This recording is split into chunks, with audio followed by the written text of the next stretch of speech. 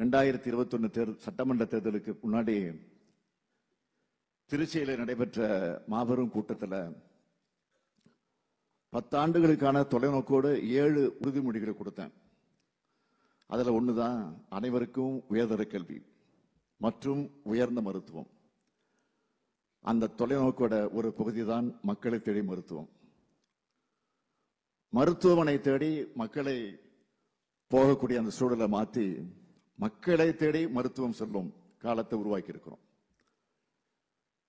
2 கோடிக்கும் அதிகமான மக்களுக்கு இந்த திட்டத்தில் சிகிச்சை வழங்கி இருக்கிறோம். இதே போலத்தான் பாதங்களை பாதுகாப்போம், இதயம் காப்போம், இன்னுயிர் காப்போம், நம்மை காக்கும் 48 பல்வேறு திட்டங்களை செயல்படுத்தி ஏராளமான மக்கள் உயிரையும் உடல்நலத்தையும் பாதுகாக்கிறோம். குழந்தைகள், மாணவர்கள், மகளிர், இளைஞர்கள்னு முதியவர்கள்னு ஒவ்வொரு மக்களோட தனித்தனி தேவைகளை உணர்ந்து பார்த்து செஞ்சு தரோம். இந்த அணுகுமுறையாளர் தான் சமூக வளர்ச்சியில தமிழ்நாடு முன்னணி மாநிலமாக இன்றைக்கு வளர்ந்து கம்பீரமாக நின்று கொண்டிருக்கிறது. வறுமையின்மை, பட்டினி ஒழிப்பு, தரமான கல்வி, பாலின சமத்துவம், தூய்மையான குடிநீர், குறைந்த விலை வேலை வாய்ப்பு, பொருளாதார குறியீடு, தொழில் உட்கட்டமைப்பு, சம வாய்ப்புகள், அமைதி, மருத்துவம், மக்கள் நல்வாழ்வு, நுகர்வு, உற்பத்தி எல்லா குறியீடுகளிலும் தமிழ்நாடு சிறந்து விளங்குதுன்னு இதெல்லாம் நமக்கு நாமே வாசிக்கிற பாராட்டு பத்திரங்கள் கிடையாது. ஒன்றிய அரசோட நிதி ஆயோக் புள்ளி விவரங்களே சொல்லுது. நாட்டுக்கே முன்மாதிரியா வழிகாட்டியாக இருக்கக்கூடிய கலைஞர் மகளிர் உரிமை திட்டம், விடியல் பயணம், புதுமை பெண், தமிழ் புதல்வன், காலை உணவு திட்டம்னு முற்போக்கான தொலைநோக்கான நாட்டுக்கே முன்னோடியான அத்தனை திட்டங்களையும் பல்வேறு நிதி நெருக்கடிகளுக்கு இடையில தான் செயல்படுத்திக்கிட்டு இருக்கோம்.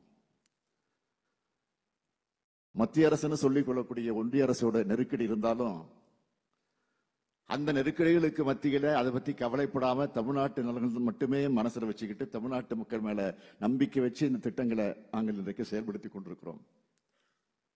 இது எல்லாத்தையும் மக்களுக்கான நம்மோட கடமைன்னு உணர்ந்து செயல்பட்டுக்கிட்டு இருக்கிறோம்.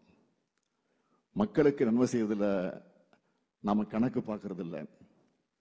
இந்த நேரத்தில் நான் அரசு அதிகாரிகளுக்கு சொல்லிக்கொள்ள விரும்புவது என்னவென்றால், இந்த முதல்வர் மருந்துகள் என்ன நோக்கத்துக்காக தொடங்கப்பட்டிருக்கோ அந்த நோக்கம் கொஞ்சம் கூட சிதையாம இன்னும் சிறப்பா செயல்படுத்துற அந்த உறுதியை நீங்க எடுத்துக்கணும்.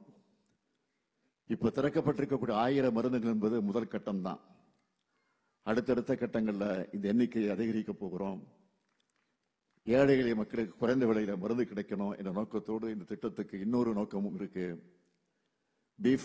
டிஃபார்ம் படிச்ச இளைஞர்களை சொந்தமா தொழில் தொடங்குறதுக்கான அடித்தளம் அமைக்கிறது தான் அந்த நோக்கம். நான் முதன்மை நாள் இளைஞர்களின் திறன்களுக்கு நம்முடைய திராவிட மாடல் அரசு இது போன்ற திட்டங்களால் இளைஞர்களை தொழில் முனைவர்களாக்கி வருது. நாம் உருவாக்கும் வாய்ப்புகளால் நமது இளைஞர்கள் உயர்வார்கள்.